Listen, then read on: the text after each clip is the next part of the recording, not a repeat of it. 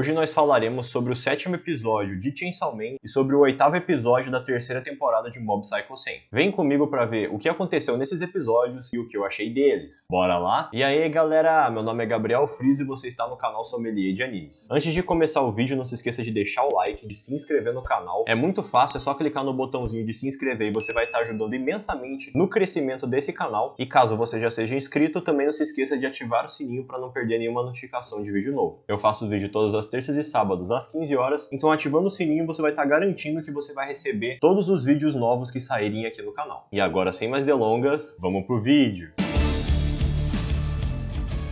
O 7º episódio de Chainsaw Man começa com o Denji já instaurando o massacre contra o demônio da eternidade. Além disso, o Denji descobriu que ele poderia ficar repetindo o processo para sempre, porque toda vez que o demônio da eternidade o machucava, era apenas questão dele beber o sangue do demônio para que ele se renovasse em 100% e continuasse a luta. E como o demônio era eterno, ele não parava de se proliferar, quer dizer que ele tinha fonte de sangue infinita para ele beber. Era questão de quem desistia primeiro de matar um ao outro. Enquanto rolava essa batalha do Denji contra o demônio da eternidade, mostrou um pouco mais do backstory da Himeno, com ela conversando com o seu mestre, e esse mestre dela diz que as pessoas que se dão bem nesse trabalho de caçadores de demônios são apenas as pessoas que têm um parafuso a menos na cabeça. Ele citou o exemplo dos colegas da Himeno, que todos tinham os parafusos certinhos na cabeça e todos acabaram morrendo. Ele acabou citando também que até mesmo a Himeno tem os parafusos no lugar, porque ela sempre visita o túmulo dos amigos dela, e que o Aki, apesar de ser um pouco excêntrico, também é uma pessoa normal. Então quer dizer que o futuro deles na associação de caçadores de demônios é muito incerto. Passou então para Himeno pedindo pro Aki se mudar junto com ela pro setor privado, já que o setor privado não possui a obrigação de caçar o demônio da arma da mesma maneira que o setor público tem. O único motivo do Aki ser caçador de demônio é para ele matar o demônio da arma, então ele recusou a oferta da Himeno, porque ele sabe que a única oportunidade que ele terá de se vingar desse demônio será trabalhando para o setor público. E aí voltou novamente pro hotel, e nesse momento já havia se passado 3 dias em que o Denji estava incessantemente atacando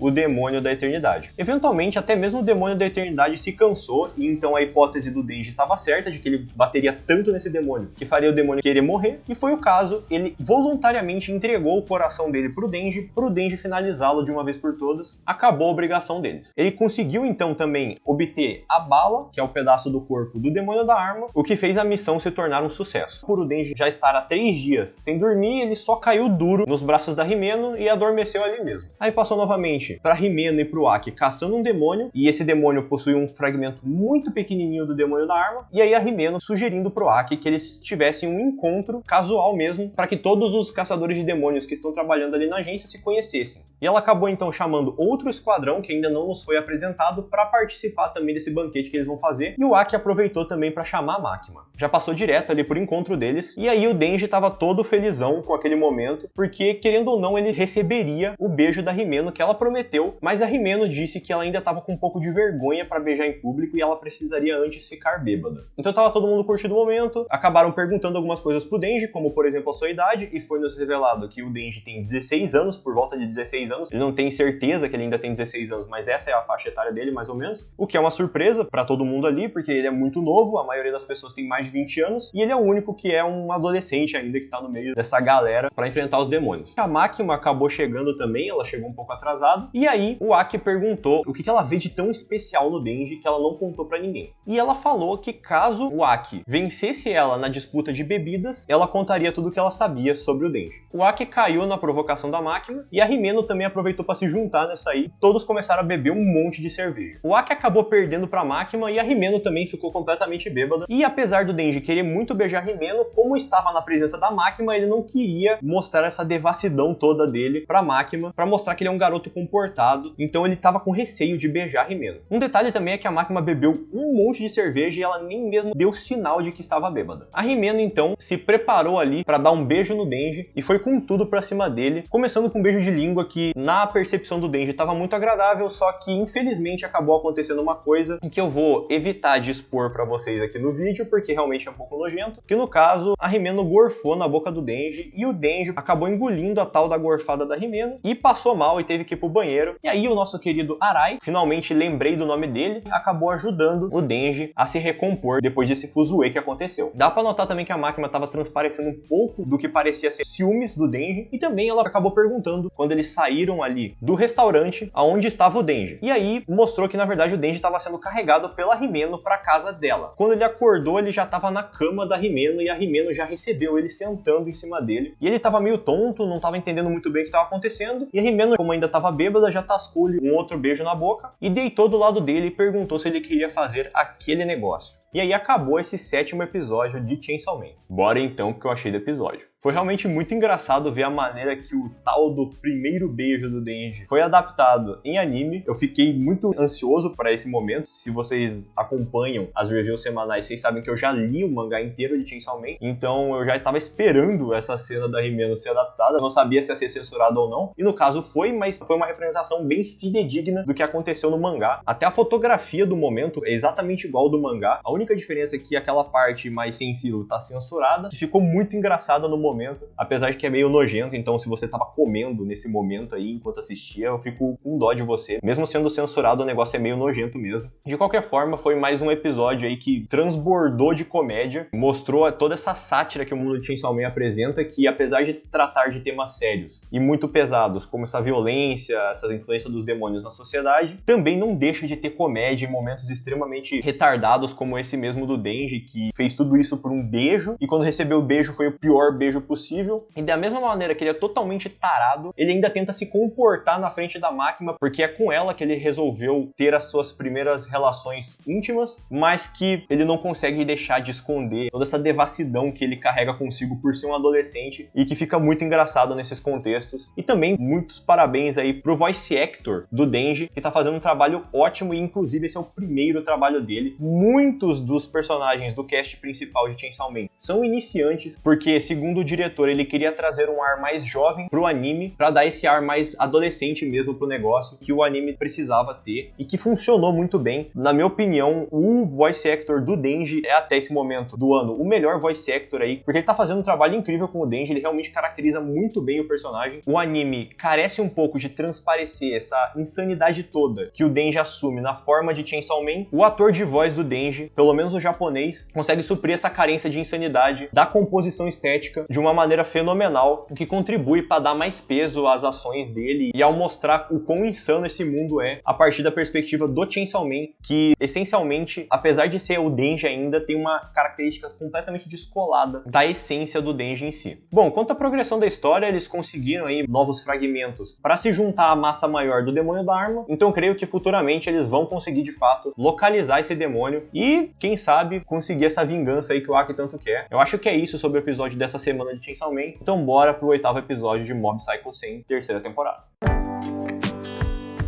Esse episódio de Mob foi uma total viagem, mas de qualquer forma, vamos lá. Continuando do episódio passado, eles estavam se locomovendo pra montanha para eles conseguirem fazer contatos com OVNIs. Aí eles falaram sobre várias coincidências que ocorreram, que a cada 7 anos esses OVNIs aparecem no final de ano, e a última vez que os OVNIs apareceram foram há 7 anos atrás, então quer dizer que esse ano é o ano prometido para que OVNIs apareçam, e também que tem um ritual para você chamar esses OVNIs que você pode fazer, que estava num livro que a Tomi possuía lá no Clube de Telepatia, que os meninos leram. O Reigen acabou passando pelo lugar em que havia uma trilha para subir a montanha, e aí eles acabaram parando ali no meio da floresta e ficaram um pouco perdidos com toda essa situação que estava acontecendo. Eles começaram a ficar um pouco frustrados por estarem perdidos e acabaram tentando arrumar um culpado para tudo isso que está acontecendo. Eventualmente a culpa acabou recaindo na Tomi e ela ficou muito triste porque eles estavam fazendo tudo aquilo por ela, mas ela não havia pedido nada disso, mesmo que ela tivesse ficado triste por eles nunca terem levado a sério, e aí a culpa ainda estava recaindo nela porque eles estavam fazendo isso por ela e acabou dando errado. Então ela ficou muito triste, acabou ficando muito brava com os caras e falou que ia voltar sozinha. Só que aí o Mob acabou levantando o moral da galera de novo e a Tomi se conformou com a situação e acabou seguindo eles novamente, até que eles encontraram a trilha para subir até a montanha. Chegando no topo da montanha, ninguém lembrava como é que fazia o ritual que mostrava no livro e eles não tinham trazido o livro com eles para usar na hora do ritual. Acabou que o Takenaka havia estudado isso com antecedência e começou a fazer os sinais malucos para chamar os alienígenas. Acabou que não deu certo, mas aí o Mob tentou ajudar também. Já tinha anoitecido inclusive, e aí o Mob utilizou toda a sua energia, acabou expelindo a sua energia para a atmosfera, para de alguma forma conseguir chamar esses alienígenas aí que eles tanto queriam conhecer. Depois que eles já tinham desistido da ideia, a Tommy já tinha se conformado com a situação que, apesar de eles não terem encontrado OVNIs, o simples fato de eles estarem ali tentando juntos fazer isso já valia mais do que ter encontrado de verdade, já foi uma experiência ótima, então ela já ficou satisfeita com esse resultado. O OVNI respondeu e 3 alienígenas desceram até a Terra para conversar com eles. Os alienígenas eram totalmente estranhos, mas pareciam ser totalmente inofensivos também, e o Takenaka conseguiu ler a mente deles e interpretar o que eles estavam tentando transmitir. Os alienígenas acabaram chamando eles pro OVNI deles, para eles terem uma reunião lá, e eles foram pro OVNI. Interessantemente, aquele OVNI estava parecendo exatamente igual o cubo de telepatia, porque havia uma mesinha ali, vários alienígenas juntos, e eles todos estavam fazendo atividades recreativas. Remonta muito facilmente ao cenário do clube de telepatia. Eles tiveram bons tempos ali com os alienígenas, brincaram bastante, conheceram pouco a pouco todos os alienígenas ali presentes, fizeram amizade com eles, e no momento de ir embora eles deram uma gema especial como reconhecimento pela amizade deles. Cada um deu um presente que eles tinham consigo como lembrança para os alienígenas. Os alienígenas levaram todos de volta para a Terra, menos o Inukawa, que acabou ficando no OVNI e que foi levado até o planeta origem desses alienígenas. Lá ele era tratado como uma mercadoria excêntrica, ele era meio que um escravo, entre aspas, ali dos alienígenas, mas um belo dia ele acabou descobrindo que os alienígenas eram completamente inofensivos, eles nunca tinham criado uma única arma, mesmo tendo um conhecimento avançadíssimo de tecnologia, e havia um serzinho muito pequeno que poderia muito facilmente ser eliminado, que causava o terror na vila desses alienígenas, que, por serem inofensivos, nunca haviam pensado em matar esse bicho ou até mesmo expulsá-lo do lugar. O Inukawa chegou lá, despachou o bichinho pequeno e ele virou o novo herói dessa colônia alienígena, e ele se casou com a princesa, pelo que eu entendi. Ele se tornou basicamente o rei deles e eventualmente ele acabou conseguindo se comunicar por intuição com esses alienígenas. E como ele percebeu que a vida dele estava muito chata ali, ele queria voltar de volta para a Terra. Os alienígenas levaram ele novamente para a Terra, e quando ele foi deixado novamente em solo terrestre, ele se esqueceu completamente de tudo que ele tinha vivido nesse planeta alienígena. E aí acabou esse 8º episódio de Mob. Bora então pro que eu achei do episódio. Bom, eu achando que eu já tinha visto tudo que eu podia ver em Mob, e daí eles meteram um episódio que só serviu pra explorar os limites da criatividade e imaginação do autor, porque o que foi isso? Inclusive, a animação desse episódio é extremamente fluida, eles até tentaram mudar um pouco o traço, fazer um negócio mais desleixado, por assim dizer. Muitos dos frames que mostravam os personagens eram muito fluidos, mas a animação deixava um pouco torta de propósito. É muito parecido com outro anime que eu já vi, que é Ping Pong The Animation. Eles deixaram basicamente da mesma maneira que Ping Pong foi feito. Tem esse traço mais desleixado, mas que tem uma animação extremamente bonita, muito fluida, criativa, e que foi aplicada nesse episódio. Nossa senhora, até os movimentos mais simples dos personagens tinham uma ênfase muito grande na fluidez. Apesar de ser um anime muito caricato, muito